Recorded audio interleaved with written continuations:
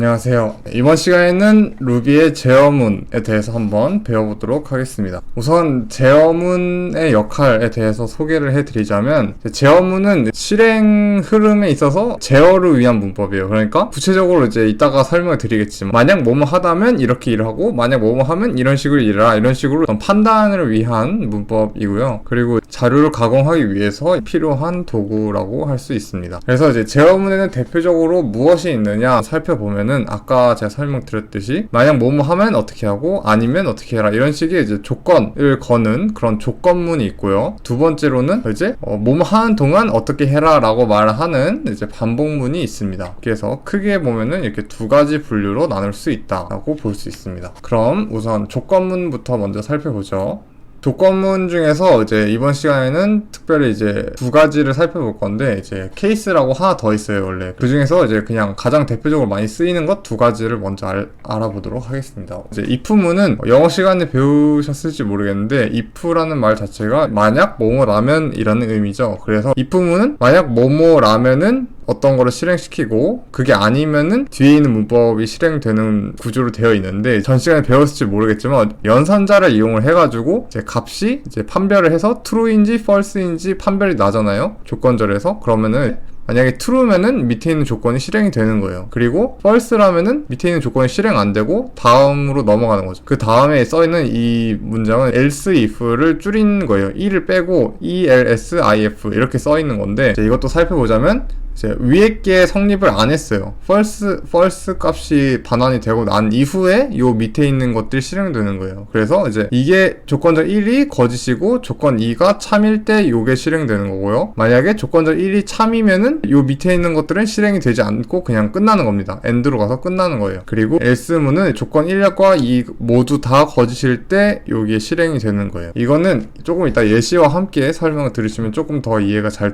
되실 거예요. 지금은 요런 식으로 이제 작성이 된다, if문이. 이걸 이제 기억하시면 되고요. 그리고 unless문은 이제 어떻게 구성되냐면, unless 의미가 이제 만약 뭐뭐가 아니라면이에요. 그래서 아까 말했던 if문, 만약 뭐뭐라면 하고 이제 반대되는 의미를 갖고 있죠. 그래서 unless 조건절 1이라고 써 있으면은 조건 1이 거짓일 때 이게 실행되는 거예요. 그리고 만약에 거짓이면 이게 실행되고 끝나는 거고요. 만약에 참이에요. 그럼 참이면 이게 실행이 안 되죠. 이 부분이 실행이 안 되고 else문 있는 곳으로 넘어가요. 그래서 조건 1이 참일 때죠. 참일 때. 여기 잘못 써져 있네요. 참일 때 이 부분이 실행되는 겁니다. 그러고 나서 이제 끝나게 되는 거예요. 네. if문과 다른 점은 else if 같이 뭐 unless if 이런 구절은 없더라고요. 네. 그래서 if문과는 그런 부분이 좀 다르다, 그렇게 이해를 하시면 될 것 같습니다. 한번 예시를 살펴보자면, 짝수인지 판별하는 if문이 있다고 해보자고요. 그래서 보면은 제가 num이라는 지역 변수에다가 숫자 2를 집어넣었습니다. 숫자 2를 집어넣고 여기에 우리가 이제 전에 배웠던 비교 연산자죠. 비교 연산자를 이용을 해서 참인지 거짓인지 판별할 수 있는 조건문을 이제 만들어 놨어요. 2를 2로 나누었을 때 나머지가 0이면은 even이라는 문자를 찍어주시고, 그게 아니라면은 odd라는 문자를 찍어주세요 라는 이런 구절이 있어요. 그래서 한번 실행을 시켜보도록 할게요. 여기서 이제 한번 실행을 시켜보도록 합시다. 일단 아까 썼던 그대로 num이 숫자 2, 제가 숫자를 2를 넣었어요. 그리고 만약에 숫자가 2를 나눴을 때 나머지가 0이면 even이라는 문자를 찍어주고, 아니라면은 odd라는 문자를 찍어주세요 라는, 요렇게 하고 엔터를 치게 되면은 숫자 2는 짝수기 때문에 요것만 실행되고 끝날 거예요, 아마. 그러면은 요 문장이 실행됐죠. even이라는 문자가 찍히고 끝이 났습니다. 근데 만약에 num이 3이게 되면은, 그러면은 아까 위에 있던 거를 똑같이 이렇게 쓰고 엔터를 치게 되면은 odd라는 문자가 찍히게 되는 거죠. 이런 식으로 작동을 하는 거예요. 그래서 연산자를 이용을 해서 이런 식으로 true인지 false인지를 판별한 후에 true면 여기가 실행, false면 밑에 부분이 실행된다 라고 이해를 해주시면 될 것 같고요. unless문도 마찬가지고, unless는 if랑 반대로 되어 있다. 그래서 실제로 이걸 실행을 하게 되면은 똑같은 건데 if를 unless로만 바꿨죠. 이 명령문을 실행을 하게 되면은 여기에 있는 이 even이 실행이 되게 될 겁니다. 이런 식으로 이제 if와 unless를 이해를 해주시면 되고요. 이제 이 둘은 컴퓨터가 작동을 할 때 상황에 맞춰서 어떤 동작을 해야 될지 알려줄 때 되게 유용하게 쓸 수 있겠죠. 네, 그럼 다음으로 반복문으로 넘어가도록 하겠습니다. 반복문 중에서도 이제 첫 번째로 배울 건 while문입니다. while이라는 말이 뭐뭐 하는 동안이라는 의미잖아요. 그래서 그 말 그대로 이제 while이라고 쓰고 뒤에다가 조건을 씁니다. 조건을 쓴 다음에 밑에는 조건이 참일 때 실행이 되는 거예요. 그리고 똑같이 열었으면은 닫는 문자는 언제나 end예요. 여는 문장이 while이면 닫는 문자는 end. 이렇게 해서 이런 식으로 한 블럭을 이룹니다. 예시를 한번 살펴보면은 이제 0부터 100 중에서 짝수를 한번 알아보고 싶어요. 그래서 짝수를 한번 출력해라 라고 컴퓨터한테 명령을 내리고 싶으면은 어떻게 하면 되냐면 number라는 이 지역 변수에다가 상수 0을 집어넣고 그다음에 while문을 쓰는 거죠. 근데 뭐 하는 동안 실행되라 라는 아까 의미였죠. 그래서 여기다가 숫자가 100보다 작으면 실행되라 라고 제가 적어놨어요. 그 밑에다가는 if문을 쓴 거죠. 아까 배웠던 if문을 곧장 쓴 거예요. 그래서 이제 숫자가 짝수면은 넘버를 출력해라 라는 의미의 if문을 써놨고요. 그 밑에는 이걸 이제 짝수이든 아니든 간에 이걸 다 실행하고 나면은 넘버라는 숫자에다가 기존에 있던 넘버 숫자에다가 플러스 1을 해서 대입을 해라 라는 의미예요. 요게 살짝 헷갈릴 수 있는데 는의 의미는 대입의 의미였죠. 오른쪽에 있는 걸 왼쪽에 대입한다 라는 의미였죠. 그래서 기존에 있는 숫자에서 1을 더해서 대입을 해라 라는 의미예요. 그렇게 되면 처음에 들어가면 0이죠. 그러면은 0을 2로 나눴을 때 나머지는 0이 맞으니까 0이 찍힐 거예요. 그 다음에 여기로 내려와서 숫자 0 플러스 1을 해서 num이라는 지역 변수에 숫자 1이 저장되게 되겠죠. 그 다음에 여기 끝으로 간 다음에 while문에 처음으로 돌아와서 숫자가 1인 상태에서 아직 100보다 작으니까 다시 실행이 되는 거예요. 이런 식으로 while문은 number라는 숫자가 100보다 작을 때는 계속 실행이 되는 거죠. 이런 식으로 계속 반복되는 거예요. 1일 때